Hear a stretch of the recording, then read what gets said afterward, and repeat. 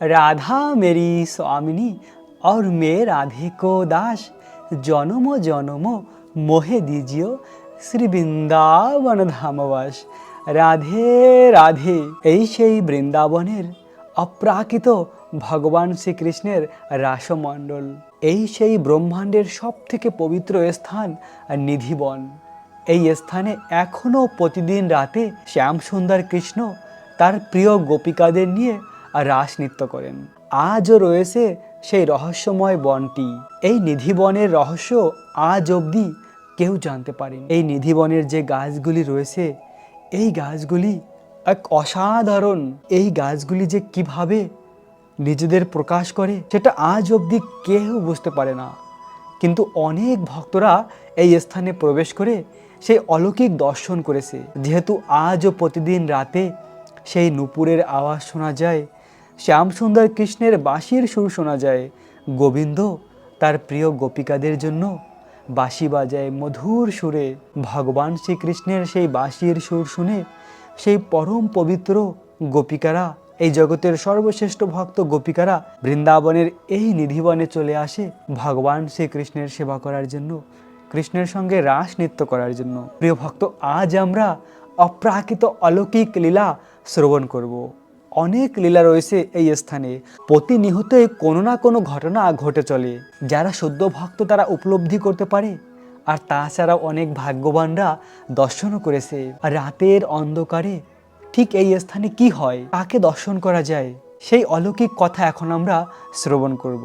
তো কয়েক বছর আগেই কাশ্মীরের একজন ভক্ত, যার নাম ছিল রাধা, ওই রাধা নামের মেয়েটি ঘর থেকে একা বৃন্দাবন ধামে চলে আসে। কেন না, ভগবানের ভালোবাসার জন্য। তো ভগবানের কৃপা হলেই কেউ বৃন্দাবন ধাম কিংবা বার্সনা গ্রামে প্রবেশ করতে পারে। তো রাধা নামের ওই মেয়েটি ভগবানের ভক্ত ছিল, তাই তার উপরে রাধারানীর ভগবানের কৃপা হয়েছে। তিনি বৃন্দাবন ধামে এসে সকল ব্রজবাসীদের কাছে জিজ্ঞাসা করেছিলেন, কৃষ্ণ কোথায় রয়েছে, কৃষ্ণকে কোথায় গেলে পাওয়া যায়। তো ব্রজবাসী কোনো একজন ভক্ত বলল, কৃষ্ণ নিধিবনে রয়েছে।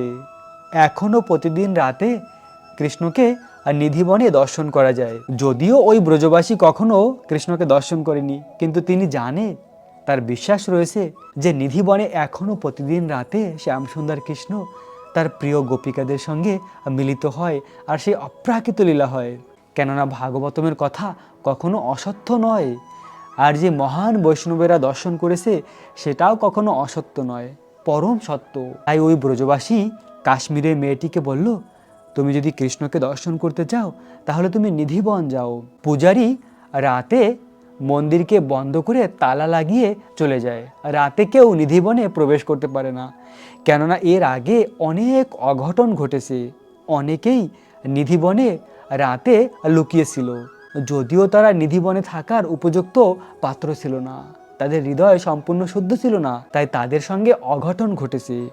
যারাই এভাবে এই লীলাকে দেখার জন্য চেষ্টা করেছে তাদের সঙ্গে অঘটন ঘটেছে, কেননা তাদের হৃদয়ে সম্পূর্ণ পবিত্র ছিল না। কিন্তু কাশ্মীরের এই মেয়েটি, যার নাম হলো রাধা, তিনি ভগবানের অনন্য ভক্ত ছিলেন। তিনি এভাবে নিধিবনে রাতে লুকিয়েছিলেন। ঠিক রাত 12টার পরে এই রাধা নামের মেয়েটি শ্যামসুন্দর কৃষ্ণকে দর্শন করেছিল এবং ভগবান শ্রীকৃষ্ণের সেই জ্যোতির্ময় উজ্জ্বল সূর্যের মতন প্রকাশিত রূপকে দর্শন করে ওই স্থানে অজ্ঞান হয়ে পড়েছিল। পরে ভগবানের কৃপার মাধ্যমে তিনি জ্ঞান ফিরে পান এবং ভগবানের সাক্ষাৎ দর্শন লাভ করেন। এই রাধা নামের মেয়েটি সাক্ষাৎ ভগবানের দর্শন লাভ করেছিলেন এবং তারপর থেকে যেহেতু ভগবানকে দর্শন করেছে, তার প্রেম ভক্তি লাভ হয়েছে। কখনো ভগবানের চিন্তা করে সে হাসে, কখনো কিংবা ভগবানের জন্য কন্দন করে। এভাবে ওই রাধা নামের মেয়েটি সবসময় ভগবানের চিন্তা করত। আর ব্রজবাসীরা ভালোবেসে ওই মেয়েটির নাম রেখেছিল মীরাবাই। এখনো সেই মেয়েটি রয়েছে মীরাবাই নামে। এরকম ভগবানের অনেক ভক্ত ভগবানের দর্শন লাভ করেছে। প্রিয় ভক্ত, আজও এই নিধিবনে রাধারানীর নূপুর পাওয়া যায়। অনেক ভক্তরা এই স্থানে অপ্রাকৃত নূপুর পেয়েছে। শ্যামানন্দ প্রভু একসময় নিধিবনে সেবা করতেন। তার গুরুদেব তাকে নিধিবনে সেবা দিয়েছিলেন, ঝাড়ু সেবা। নিধিবন, সেবাকুঞ্জ, এই সকল স্থানে স্বয়ং রাধাকৃষ্ণ মিলিত হন। তো তিনি সেবাকুঞ্জ আর নিধিবন এই দুটি স্থানেই ঝাড়ু সেবা করতেন। শ্যামানন্দ প্রভুর এই লীলাকথা শ্রবণ করলে প্রেম ভক্তি লাভ হয়। তাই তো প্রিয় ভক্ত, মন দিয়ে কথাগুলি শ্রবণ করুন। শ্যামানন্দ প্রভু প্রতিদিন প্রাতকালে ভোরবেলা নিধিবনে ঝাড়ু সেবা করতেন। আর তিনি এভাবে রাধাকৃষ্ণের কথা চিন্তা করে করে তার দুই নয়ন যুগল থেকে অশ্রুধারা প্রভাবিত হতো। কান্না করে করে রাধারানীর নাম জপ করত। এভাবে রাধা কৃষ্ণের নাম জপ করত, হরে কৃষ্ণ কৃষ্ণ কৃষ্ণ হরে হরে, হরে রাম রাম রাম হরে হরে। এই মন্ত্র জপ করেছেন। কেননা চৈতন্য মহাপ্রভু স্বয়ং সেই রাধারানীর অঙ্গকান্তি, রাধারানীর ভাব নিয়ে এসে তিনি এই মন্ত্রই দান করেছেন। কলিযুগে ভগবানকে লাভ করার জন্য এই মন্ত্র জপ করা উচিত। এই কলিযুগে একমাত্র ভগবানকে প্রাপ্ত করার জন্য হরে কৃষ্ণ মহামন্ত্র বিনা আর কোনো গতি নেই। শাস্ত্রে সেই কথা বর্ণিত রয়েছে, হরের নামও কেবলম, আর কোনো গতি নেই। তেমনি আমরা দেখতে পাই স্বয়ং বিশ্বভানু নন্দিনী, যিনি রাধারানীর পিতা, তিনিও এই হরে কৃষ্ণ মহামন্ত্র জপ করে সিদ্ধি লাভ করেছিলেন এবং রাধারানীকে কন্যারূপে লাভ করেছিলেন। আর শ্যামানন্দ প্রভুও প্রতিদিন কান্না করে করে তার নয়ন যুগল থেকে অশ্রুধারা প্রভাবিত হতো। আর এভাবে কৃষ্ণ নাম করার সঙ্গে সঙ্গে ঝাড়ু সেবা করতেন। আর রাধারানী অতি প্রসন্ন হয়ে একদিন তার শ্রী চরণের নূপুর এই নিধিবনে রেখে যায়। কার জন্য? না, শ্যামানন্দ প্রভুর জন্য। তো তার পরের দিন রাধারানীর এক সখী, বিশাখা সখী, দেখলেন রাধারানীর চরণে নূপুর নেই। তখন রাধারানীর সখী বললেন, হে রাধা, তোমার পায়ের নূপুর কোথায়? তখন রাধারানী বলল, কাল যখন নিধিবনে ফুল চয়ন করার জন্য গিয়েছি, তখন বোধহয় আমার পায়ের নূপুর নিধিবনে পড়েছে। তো তখন ওই বিশাখা সখী অন্য একটু রূপ ধারণ করে শ্যামানন্দ প্রভুর কাছে এসেছিলেন। বিশাখা সখী, কেননা তিনি যদি তার সেই রূপে আসেন তাহলে তো সকলে বুঝতে পারবে, কেননা ভগবত ধামের ভগবান শ্রীকৃষ্ণের এই গোপিকারা অতি সুন্দর, আর তারা কখনো কারো সামনে যায় না। শুধুমাত্র কৃষ্ণ ছাড়া গোপিকারা অন্য কোনো পুরুষের সামনে তারা দর্শন দেয় না। তো এভাবে বিশাখা সখী অন্য একটি রূপ ধারণ করে এলেন শ্যামানন্দ প্রভুর সামনে। তখন তাকে জিজ্ঞাসা করেছেন তিনি কি একটি নূপুর পেয়েছে কিনা। তখন তিনি বললেন, হ্যাঁ, একটি নূপুর পেয়েছি। তখন বিশাখা সখী বললেন, ওই নূপুরটি আমার সখীর, কাল যখন এই স্থানে ফুল চয়নের জন্য এসেছিলেন তখন এই স্থানে পড়েছে। শ্যামানন্দ প্রভু বলল, তোমার সখীর আমি কি করে বুঝবো? তো বিশাখা সখী অনেকবার বলার পরেও শ্যামানন্দ প্রভু রাজি হলো না। তিনি বললেন, যার নূপুর আসলেই আমি এই নূপুর তাকে দেব, না হলে দেব না। যদি তোমার সখীর এই নূপুর হয় তাহলে আমি তাকে দেব। তখন বিশাখা সখী গিয়ে রাধারানীর কাছে ওই কথা বললেন যে, হে রাধা, তুমি না গেলে সে কোনো মতেই নূপুর দেবে না। তখন রাধারানী তার সখী ললিতা সখী, বিশাখা সখী মিলে এই স্থানে এসেছিলেন। হঠাৎ করে রাধারানীর শক্তির মাধ্যমে নিধিবনের পাশে একটি সরোবর দেখতে পেলেন আর শ্যামানন্দ প্রভুকে বলল, তুমি এই কুণ্ডে স্নান করো। যখন শ্যামানন্দ প্রভু ওই কুণ্ডের জলে স্নান করেছেন, স্নান করে ওঠার পরে তিনি সুন্দর গোপীর রূপ ধারণ করেছে। অপরূপ সুন্দর গোপীর রূপ প্রাপ্ত হয়েছেন এই শ্যামানন্দ প্রভু। আর গোপীর রূপ যখন লাভ করেছেন তখন এই শ্যামানন্দ প্রভুর সামনে রাধারানী এসেছিলেন, স্বয়ং বিশ্বভানু নন্দিনী, যাকে দর্শন করা অতি দুর্লভ। ব্রহ্মা শিব যার দর্শন খুব সহজে লাভ করতে পারে না, সেই রাধারানীকে শ্যামানন্দ প্রভু এভাবে দর্শন করেছিল। দর্শন করার পরে রাধারানী বিশেষ কৃপা করেছিল শ্যামানন্দ প্রভুকে। শ্যামানন্দ প্রভু তার নিজের হাতে রাধারানীর শ্রী চরণে ওই নূপুর পরিয়েছিল। আর রাধারানী অতি প্রসন্ন হয়ে তার চরণের যে কুমকুম, রাধারানীর শ্রী চরণে এক ধরনের আলতা কুমকুম রয়েছে, ওই আলতা দিয়ে শ্যামানন্দ প্রভুর ললাটে তিলক বানিয়েছিল। খুব সুন্দর রাধারানী তার শ্রী চরণের আলতা দিয়ে শ্যামানন্দ প্রভুর কপালে তিলক এঁকেছিল। যেহেতু রাধারানীর চিন্ময় চরণ আর ওই চরণের আলতা শ্যামানন্দ প্রভুর কপালে লেগেছিল, তাই তো ওটা তার সারা জীবনের জন্য চিহ্ন হয়ে রয়েছে, আর সেটা স্থায়ীভাবে শ্যামানন্দ প্রভুর ললাটে রয়েছিল। আর এভাবে রাধারানী শ্যামানন্দ প্রভুকে দর্শন দিয়ে অন্তরিত হলেন এবং তারপরে শ্যামানন্দ প্রভু দেখলেন তিনি আবার সেই পুরুষ শরীর লাভ করেছেন, গোপীর শরীর আর তার নেই। কেননা রাধারানী কোনো পুরুষের সামনে কখনো যায় না, তাই শ্যামানন্দ প্রভুকে এই গোপীর শরীর দান করেছিল তাকে কৃপা করার জন্য। এভাবে শ্যামানন্দ প্রভু ভগবানের এই আল্লাদিনী শক্তি রমণীর শিরোমণি রাধারানীর দর্শন লাভ করেছিলেন। একবার বৃন্দাবনের কুঞ্জে শ্রীমতী রাধারানী শ্যাম সুন্দর কৃষ্ণের পাশে বসেছিলেন। তখন শ্যাম সুন্দর কৃষ্ণ রাধারানীকে বললেন, হে রাধা, তুমি হলে এই জগতের সর্বশ্রেষ্ঠ, তোমার থেকে শ্রেষ্ঠ আর কেউ নেই। কৃষ্ণ এভাবে বললেন, সত্যম সত্যম পুনঃ সত্যম বিনা রাধা প্রসাদেন মত প্রসাদ নলাভধাতে। হে রাধা, তোমার কৃপা বিনা কেউ আমার কৃপা লাভ করতে পারে না। তোমার আরাধনা হলো সর্বশ্রেষ্ঠ। হে রাধা, আমার আরাধনা থেকেও তোমার আরাধনা আরো শ্রেষ্ঠ, তাই তোমার কৃপা বিনা কেউ আমাকে লাভ করতে পারে না। তো এভাবে রাধারানীকে বললেন শ্যাম সুন্দর কৃষ্ণ। তো রাধারানী বলল, কৃষ্ণ, তুমি এভাবে মন ভুলানো কথা আমাকে বলো না। আসলে তুমি যে কথা বলছো, তুমি একবার বিচার করে দেখো আমি কি করে সর্বশ্রেষ্ঠ হই। এই বৃন্দাবনের ব্রজ রানী হলেন যশোদা মা, তো তোমার মা যশোদার থেকেও আমি কি করে শ্রেষ্ঠ হব? তখন কৃষ্ণ বলল, হে রাধা, যখন সময় আসবে তুমি নিজেই দেখতে পাবে যে তুমি কত শ্রেষ্ঠ। তো একদিন বৃন্দাবনে এমন একটি লীলা হয়েছিল, হঠাৎ করে যশোদা মা দেখলেন গোপিকারা মিলে তার কৃষ্ণকে নাচাচ্ছে। কৃষ্ণকে বলছে, কৃষ্ণ তুমি এভাবে নৃত্য করো। অন্য গোপী বলছে, কৃষ্ণ তুমি এভাবে নৃত্য করো। তো যশোদা মায়ের ওটা দেখে ভালো লাগেনি।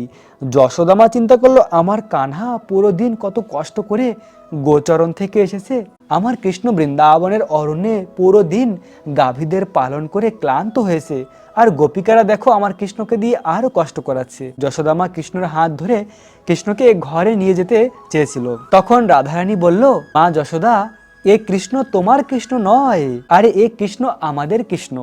দেখো এই কৃষ্ণ কত সুন্দর নৃত্য করে। তোমার কৃষ্ণ কি এভাবে নৃত্য জানে? আরে তোমার কৃষ্ণ তো গোয়ালা, গাভীদের পালন করে, গাভীদের নিয়ে পুরো দিন পড়ে থাকে, তার মধ্যে এত সুন্দর গুণ কোথা থেকে আসবে? দেখো এ হলো আমাদের কৃষ্ণ, আমাদের কৃষ্ণ, তাই তো এত সুন্দর নৃত্য করে, এত সুন্দর কলা। তো মা যশোদা বলল, এটা কি করে হলো? আমার কৃষ্ণ আমার পুত্র আমি চিনতে পারবো না, আরে এ আমার পুত্র। তখন রাধারানী বলল, মা যশোদা, তুমি একটিবার ঘরে গিয়ে দেখে আসো তোমার কৃষ্ণ ঘরের মধ্যে আছে কিনা। যদি তোমার কৃষ্ণ থাকে তাহলে তোমার কোনো চিন্তা নেই, এই কৃষ্ণ আমাদের কৃষ্ণ, তোমার কৃষ্ণ তোমার ঘরেই রয়েছে। তখন মা যশোদা ছুটে গেলেন ঘরের মধ্যে। ঘরে গিয়ে দেখলেন তার কৃষ্ণ ঘরের মধ্যে শুয়ে আছে, বিশ্রাম করছে। তখন মা যশোদা অবাক হয়েছেন, আরে কি করে এরকম হতে পারে? একদম আমার কৃষ্ণের মতন, সব কিছু একদম আমার কৃষ্ণের মতন, এটা কি করে হতে পারে? তখন যশোদা মা তার কৃষ্ণকে নিয়ে আসলো ওই স্থানে যে কুঞ্জের মধ্যে গোপিকারা মিলে কৃষ্ণকে নৃত্য করাচ্ছে। তখন যশোদা মা রাধারানীকে বলল, দেখো আমার কৃষ্ণ আর তোমাদের কৃষ্ণ একদম একই রকম, তাই আমি চাই আমার কৃষ্ণ আর তোমাদের কৃষ্ণ একসঙ্গে নৃত্য করে আমরা দেখব কে নৃত্য করে জয়ী হয়, কার নৃত্য সব থেকে সুন্দর। তো সকল গোপিকারা ওই স্থানেই বসেছিল, যশোদা মাও ছিল। তখন এই দুই কৃষ্ণ একসঙ্গে নৃত্য করা শুরু করেছে। আর ভাগবতমে বর্ণিত রয়েছে এত সুন্দর নৃত্য, ভেবে দেখুন স্বয়ং ভগবান, যিনি এই সমস্ত সৃষ্টির উৎস, যাকে বলা হয় নটরাজ, সমস্ত নৃত্যকারীদের মধ্যে সর্বশ্রেষ্ঠ হলেন শ্রীকৃষ্ণ, তাই তো তাকে বলা হয় নটরাজ। তার থেকে সমস্ত কলা গুণ প্রকাশিত হয়েছে, যার থেকে সমস্ত কিছু প্রকাশিত হয়, সেই কৃষ্ণ স্বয়ং যখন নৃত্য করে, তাহলে একবার ভেবে দেখুন কত সুন্দর সেই নৃত্য।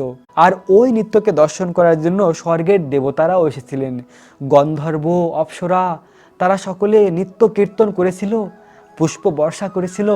আর ওই নৃত্য দেখে তারা অবাক হয়েছিল, তারা এরকম নৃত্য এর আগে কখনো দেখেনি। অপ্রাকৃত দুই কৃষ্ণ একসঙ্গে নৃত্য করেছিল, সকলকে পরম আনন্দ দান করেছিল ব্রজবাসীদের ওই নৃত্যের মাধ্যমে। আর নৃত্য দেখে দেখে সবাই মনোমুগ্ধকর হয়ে সবকিছু ভুলেছিল। হঠাৎ করে এই দুই কৃষ্ণ একসঙ্গে মিলিত হয়ে যায়। আর এই নৃত্য শুরু হওয়ার আগে একটি চিহ্ন দিয়েছিল গোপিকাদের, যে কৃষ্ণ, ওই কৃষ্ণের কপালে একটি সাদা রঙের তিলক এঁকেছিল, ওটি হলো চিহ্ন যে এই সাদা রঙের যে তিলক রয়েছে ললাটে, এই কৃষ্ণ আমাদের কৃষ্ণ। আর যশোদা মায়ের পুত্র যে কৃষ্ণ, তার কপালে কোনো চিহ্ন ছিল না। এটি হলো তাদেরকে চেনার উপায়, যেহেতু দুইজন একসঙ্গে নৃত্য করছে, দুজনকে যদি চিহ্নিত না করা যায়, সেজন্যই এই নির্ণয় করা হয়, কপালে এই চিহ্ন রাখা হয়। তো এভাবে এই মধুর নৃত্য দেখে সকলের নয়ন আনন্দের সাগরে নিমজ্জিত হয়েছিল। আর হঠাৎ করে এই দুই কৃষ্ণ এক হয়ে যায়, কেউ বুঝতেও পারে না। আর তারপরে যশোদা মা বাকি গোপিকারা দেখলেন একই কৃষ্ণ রয়েছে, একই কৃষ্ণ নৃত্য করছেন। নৃত্য যখন সমাপ্ত হলো তখন ওই কৃষ্ণের হাত ধরে রাধারানী গোপিকারা চলে যাচ্ছিল। তখন যশোদা মা বলল, দাঁড়াও দাঁড়াও, তোমরা আমার কৃষ্ণকে কি করেছো, আমার কৃষ্ণ কোথায়? তখন রাধারানী বলল, মা যশোদা দেখো, এই কৃষ্ণ আমাদের কৃষ্ণ, আমরা দেখো এই কৃষ্ণের ললাটে তিলক রেখেছিলাম, তো এই কৃষ্ণ আমাদের কৃষ্ণ। তখন মা যশোদা বলল, রাধা দেখো, আমার আর কেউ নেই, এই কৃষ্ণ ছাড়া আমার আর কেউ নেই।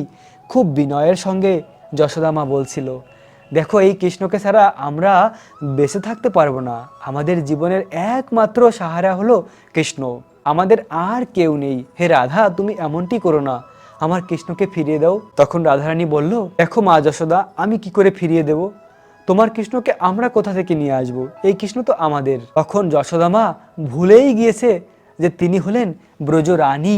তিনি রাধারানীর চরণকে জড়িয়ে ধরেছে যে, হে রাধা, তুমি কৃপা করে আমার কৃষ্ণকে ফিরিয়ে দাও, আমার কৃষ্ণ কোথায়, আমার কৃষ্ণকে ছাড়া আমি এই জীবন ধারণ করতে পারবো না। তখন এভাবে বলতে বলতে মা যশোদা ওই স্থানেই মূর্ছিত হয়ে পড়ে যায়, অজ্ঞান হয়ে যায়। তখন রাধারানী কৃষ্ণকে ইশারা দিল যে এখন কি হবে। কৃষ্ণ বলল, তুমি চিন্তা করো না, আমার মায়ের কিছুই হবে না। কিছুক্ষণ পরে মা যশোদা যখন জ্ঞান ফিরে পেল তখন তিনি দেখলেন সকলে ওই স্থানে দাঁড়িয়ে রয়েছে। তখন রাধারানী বললেন মা যশোদাকে, হে মা যশোদা, আপনি হলেন এই ব্রজ রানী, আপনার কন্যা সমতুল্য আমি, আমার কাছে এভাবে মিনতি করা কোনোভাবেই শোভা পায় না। আপনি দেখুন ঘরের মধ্যে নিশ্চয়ই আপনার কৃষ্ণ রয়েছে। তো এভাবে অবশেষে মা যশোদা গিয়ে ঘরের মধ্যেই তার কৃষ্ণকে পেয়েছিল। তো এই লীলাটি বৃন্দাবনে হয়েছিল এই কারণেই, রাধারানী যে সর্বশ্রেষ্ঠ সেটাই প্রমাণিত হয়েছিল এই লীলার মাধ্যমে। আরেকবার বৃন্দাবনে পুরা ব্রজবাসী রাধারানীকে কলঙ্কিনী বলে তাকে অপমানিত করত। তো সেই লীলার মাধ্যমেও ভগবান দেখিয়েছে সকলে বৃন্দাবনের যমুনায় গিয়ে 108টি ছিদ্র কলসে জল নিয়ে আসবে, যে সব থেকে পবিত্র সে পুরো জল ঘরে নিয়ে আসতে পারবে যমুনা থেকে। তো সকলে হেরে যায়, শুধুমাত্র রাধারানী প্রমাণিত হয় যে সব থেকে পবিত্র হলো রাধারানী। তো এভাবে এই লীলাটিও অনেক বৃহৎ একটি লীলা। এভাবে অনেক লীলার মাধ্যমে ভগবান শ্রীকৃষ্ণ প্রমাণিত করেছেন যে রাধারানী হলো সব থেকে পবিত্র। কারণ হলো রাধারানী স্বয়ং ভগবান শ্রীকৃষ্ণের নিজ প্রকাশ। তাই তো চৈতন্য চরিতামৃতে বর্ণিত রয়েছে, রাধা কৃষ্ণ একই তনু, লীলার রস আস্বাদিতে ধরে দুই রূপ। আসলে রাধা কৃষ্ণ একটি আত্মা দুটি রূপ ধারণ করে এই লীলা বিলাস করার জন্য। তো এভাবে আজও রয়েছে সেই অপ্রাকৃত বৃন্দাবন ধামের এই নিধিবন। এই নিধিবনের অপ্রাকৃত এই স্থানে এখনো প্রতিদিন রাতে ভগবান শ্রীকৃষ্ণ তার প্রিয় গোপিকাদের নিয়ে রাস নৃত্য করেন। শ্রীমদ্ ভাগবতমে ভগবানের পরমহংস ভক্ত শুকদেব গোস্বামী বর্ণিত করেছেন, যখন কৃষ্ণের হৃদয়ে তার প্রিয় গোপিকাদের আনন্দ দান করার ইচ্ছা হয় তখন কৃষ্ণ তার হাতে বাঁশি নিয়ে মধুর সুরে বাঁশি বাজায়। আর সেই বাঁশির সুরে সমস্ত গোপিকারা তাদের ঘরের সব কিছু পরিত্যাগ করে সেই গভীর রাতে, পূর্ণিমা রাতে শ্যাম সুন্দর কৃষ্ণের কাছে চলে আসে বৃন্দাবনের এই নিধিবনে। তখন গোবিন্দ গোপিকাদের পরম আনন্দ দান করার জন্য, তাদের ভালোবাসার প্রতিদান দেওয়ার জন্যই ভগবান কৃষ্ণ তাদেরকে নিয়ে রাস নৃত্য করেছিলেন। গোবিন্দ এভাবে নিজেকে শতকোটি রূপে প্রকাশিত করেছিল। এক একজন গোপিকার সঙ্গে কৃষ্ণ আলাদা রূপে নিজেকে প্রকাশিত করে নৃত্য করেছিল। একটি সময় কৃষ্ণ ওই স্থান থেকে অন্তরিত হয়ে যায়, কৃষ্ণ অন্যত্র চলে যায় রাধারানীকে নিয়ে। তখন গোপিকারা আকুল হয়ে কৃষ্ণ বিরহে ক্রন্দন করেছিল যে, হে কৃষ্ণ, তুমি কোথায়, তোমাকে বিনা এই প্রাণ ধারণ করা যায় না। এভাবে গোপিকারা কৃষ্ণ বিরহে আকুল হয়ে তারা কান্না করেছিল। ভগবান কৃষ্ণের কাছে প্রার্থনা করার পরে অবশেষে গোবিন্দ আবার ফিরে এসেছিল। তখন আবার গোপিকাদের নিয়ে কৃষ্ণ রাস নৃত্য করেছিল। এভাবে শ্যাম সুন্দর কৃষ্ণ তার প্রিয় গোপিকাদের অনন্ত আনন্দ দান করেছিল। শাস্ত্রে বর্ণিত রয়েছে, ব্রহ্মার এক রাত্রি অনেক লম্বা, সত্য, ত্রেতা, দাপর, কলি, এরকম 4টি যুগে একটি দিব্য যুগ হয়। এভাবে 1000 দিব্য যুগে ব্রহ্মার একদিন হয়। আর ব্রহ্মার একদিন ততটাই ব্রহ্মার এক রাত্রি। আর সেই ব্রহ্মার এক রাত্রি অতিবাহিত হয়েছিল ভগবান শ্রীকৃষ্ণের এই রাসনৃত্যে, ভগবান শ্রীকৃষ্ণের এই রাসনৃত্য ব্রহ্মার এক রাত্রি হয়েছিল। ভগবান শ্রীকৃষ্ণ গোপিকাদের এতই আনন্দ দিয়েছিল যে ব্রহ্মার একটি রাত্রি বানিয়েছিল, এতটা লম্বা করেছিল। কেন না, ভালোবাসার প্রতিদান দিয়েছিল ভগবান শ্রীকৃষ্ণ। গোপিকেরা যেহেতু ভগবানের পরম শুদ্ধ ভক্ত, তারা কাত্যায়নী পূজা করেছিল ভগবানকে লাভ করার জন্য। তারা অনেক ব্রত করেছিল, তারা অনেক বিরহে থাকতো ভগবানের, যে কৃষ্ণ যেন আমাদের প্রাপ্ত হয়, কৃষ্ণ যেন আমাদের প্রতিরূপে লাভ হয়। তাই তো ভগবান তাদেরকে এই পরম আনন্দ দান করেছিল। এভাবে নিধিবন আজও রয়েছে। ভগবানের শুদ্ধ ভক্তরা এখনো এই স্থানে এই লীলাকে অনুভব করতে পারে। এখনো এই স্থানে বাঁশির সুর শোনা যায় এবং গোপিকাদের নূপুরের আওয়াজ শোনা যায়। অনেক ভক্তরা এই স্থানে নূপুর পেয়েছে। শুধুমাত্র শ্যামানন্দ প্রভু তাই নয়, তাছাড়াও এখন এই সময়েও অনেক শুদ্ধ ভক্ত রয়েছে। ব্রজধামে যারা রয়েছে তারা কেউ সাধারণ নয়, সকলে অপ্রাকৃত শুদ্ধ স্তরে রয়েছে। যখন তারা ভজন করে এই স্থানে আসে, তারা অনুভব করে। অনেক ভক্তরা অনেক কিছু পায় এই স্থানে, কিন্তু তারা কাউকে বলে না। কেননা আপনও ভজন কথা না বলিও যথা তথা। যারা ভগবানকে অনুভব করে, ভগবানকে দর্শন করে, প্রতিদিন রাতে স্বপ্নে হোক বাস্তবে হোক, কিন্তু এখনো বৃন্দাবনের প্রতিটি স্থানে রাধাকৃষ্ণ রয়েছে। বিশেষ করে এই নিধিবনে তো প্রতিদিন এই রাসনৃত্য হয়। এই অপ্রাকৃত রাসমণ্ডলের এই ভূমি, এই ভূমিতে যে এই বৃক্ষগুলি রয়েছে, এই বৃক্ষগুলি এই জগতের আর কোথাও নেই। সেই 5000 বছর ধরে রয়েছে এই বৃক্ষগুলি। ভগবান শ্রীকৃষ্ণ যখন ছিল তখন থেকে বৃন্দাবনের এই কুঞ্জকে বৃন্দাদেবী খুব সুন্দর করে সাজিয়ে তোলে ভগবান কৃষ্ণের জন্য। ভগবান কৃষ্ণের লীলার জন্য বৃন্দাদেবী খুব সুন্দর এই বনকে সাজায়। আর সেই বন এত সুন্দর ফুলে ফলে চারদিকে সেজে ওঠে যে স্থানে ভ্রমর গুঞ্জন করে, ময়ূরেরা নৃত্য করে এবং অনেক সুন্দর পুষ্পের সুগন্ধ। আর সেই স্থানে গোবিন্দ গোপিকাদের নিয়ে এই অপ্রাকৃত লীলা বিলাস করে। আজ রয়েছে প্রিয় ভক্ত সেই লীলাভূমি। এই লীলা কথা শ্রবণ করলেই আমাদের জীবন ধন্য হবে। এভাবে ভগবানের সঙ্গে গোপিকারা যখন এই অপ্রাকৃত নৃত্য করেছে, তো নৃত্য করে করে তারা যখন ক্লান্ত হয়েছে, তখন তারা ভগবানের কাঁধের উপরে হাত রেখে তারা অবশেষে গোবিন্দ তাদের ক্লান্তিকে দূর করার জন্য তাদেরকে নিয়ে যমুনায় এসেছিলেন। যমুনায় এসে ভগবান কৃষ্ণ গোপিকাদের নিয়ে এখানে নৌকা বিহার, জল কেলি, এই অপ্রাকৃত লীলা হয়েছিল। সকলে মিলে যমুনার শীতল জলে স্নান করেছিলেন। যেহেতু তারা সকলে ক্লান্ত হয়েছিলেন, তাই যমুনার শীতল জলে তারা স্নান করে আনন্দ লাভ করেছিলেন সমস্ত গোপিকারা আর কৃষ্ণ।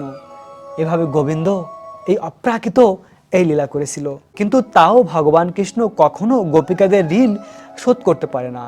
গোপিকাদের ঋণকে শোধ করার জন্য সেই ব্রজেন্দ্রনন্দন কৃষ্ণ আবার এই কলিযুগে ভক্তরূপে এসেছে। কেন না, গোপিকাদের ঋণ শোধ করার জন্য। গোপিকাদের মহিমা এই জগৎবাসীর কাছে জানানো আর সেই প্রেমকে বিতরণ করা। আসলে রাধারানীর যে মহিমা, ওই মহিমাকে বলা হয় বেদ গুপ্য। রাধারানীর মহিমা বেদও প্রকাশ করতে পারে না। সেই বেদ গুপ্য রাধারানীর মহিমা কে প্রকাশ করবে? তখন স্বয়ং ভগবান কৃষ্ণ নিজে এসে সেই রাধারানী আর গোপিকাদের মহিমাকে প্রচার করেছিলেন। যদি গৌর না হইতো তবে কি হইতো, কেমনে ধরিতাম এই দেহ। রাধারও মহিমা প্রেম রসসীমা জগতে জানাতো কে। যদি গৌরাঙ্গ মহাপ্রভু না হতো, তাহলে আমরা কি করে এই বৃন্দাবন ধামকে জানতে পারতাম? কি করে রাধারানী গোপিকাদের জানতাম? কখনোই জানতে পারতাম না। চৈতন্য মহাপ্রভু তার প্রিয় ভক্ত স্বর গোস্বামীর মাধ্যমে বিভিন্ন গ্রন্থ লিপিবদ্ধ করেছেন এবং চৈতন্য মহাপ্রভু নিজেও প্রকাশিত করেছেন ব্রজ বৃন্দাবনের মহিমা। তাই শ্রী চৈতন্য মহাপ্রভুর শিক্ষা হলো ভগবান শ্রীকৃষ্ণের দিব্য নাম জপ করা, ব্রজ গোপিকাদের কৃপা লাভ করার জন্য, বৃন্দাবন ধামকে লাভ করার জন্য, এই নিধিবনের অপ্রাকৃত লীলাকে দর্শন করার জন্য কৃষ্ণ নাম জপ করা। আর সেই মন্ত্র হলো হরে কৃষ্ণ কৃষ্ণ কৃষ্ণ হরে হরে, হরে রাম রাম রাম হরে হরে। এই মন্ত্রই আমাদের জীবনের একমাত্র সাহারা। প্রিয় ভক্ত, আমাদের এই জীবন হলো ক্ষণস্থায়ী। অল্প দিনের মধ্যেই আমাদের এই জীবন সমাপ্ত হতে পারে। তাই তো বর্ণিত রয়েছে, দুর্লভ এই মনুষ্য জন্ম লাভ করে ভগবানের ভক্তি না করলে এই জীবন বিফলে চলে যায়। তাই তো আমাদের মৃত্যুর আগে আমরা নিজেকে প্রস্তুত করতে পারি মৃত্যুকে জয় করার জন্য। ভক্ত মৃত্যুকে বরণ করে হাসি মুখে, তারা ভয় পায় না। তো আমরা মৃত্যুকে কখন জয় করতে পারবো? যখন আমরা ভগবানকে ভালোবাসবো, ভগবানের নাম জপ করব, ভগবানের চরণে আত্মসমর্পণ করব। এই কৃষ্ণ নাম জপ করার মাধ্যমেই ভগবানকে প্রসন্ন করা যায়। সব সময় ভগবানের চিন্তা করুন, ভগবানের নাম জপ করুন, তাহলে এই জীবনের অন্তিম সময় আমরা অবশ্যই ভগবানকে স্মরণ করতে পারবো। আর জীবনের অন্তকালে যদি আমরা ভগবানকে স্মরণ করতে পারি, তাহলে অবশ্যই আমরা ভগবানকে প্রাপ্ত হব। ভগবান নিজে প্রতিশ্রুতি দিয়েছেন, ভগবান নিজে বলেছেন, অন্তকালে চ মামেবম শরণ মুক্তা কলে বরম য প্রয়াতি স মদভাবম জাতি নাস্তায় সংশয়া। ভগবান বলেছেন, মৃত্যুর সময় যে আমাকে স্মরণ করতে পারেন তিনি অবশ্যই আমাকে প্রাপ্ত হবেন। আর সেই বিষয়ে কোনো সংশয় নেই, সে আমাকে প্রাপ্ত হবেই। সেজন্য প্রিয় ভক্ত, এই দুর্লভ মনুষ্য জন্ম লাভ করে সময়কে নষ্ট না করে প্রতিটি সময় ভগবানের নাম জপ করুন, বৃন্দাবন ধামকে দর্শন করুন, বৃন্দাবনের প্রতিটি ভিডিওকে আপনারা দর্শন করুন। বৃন্দাবন ধাম হলো রাধাকৃষ্ণ থেকে অভিন্ন। খুব হৃদয় থেকে বৃন্দাবন ধামকে ভালোবাসুন, রাধাকৃষ্ণকে ভালোবাসুন, আর প্রতিটি সময় ভগবানের চিন্তা করুন। রাখবেন নিজেদের অনেক অনেক যত্ন, থাকবেন কৃষ্ণ ভাবনাময়। রাধে রাধে।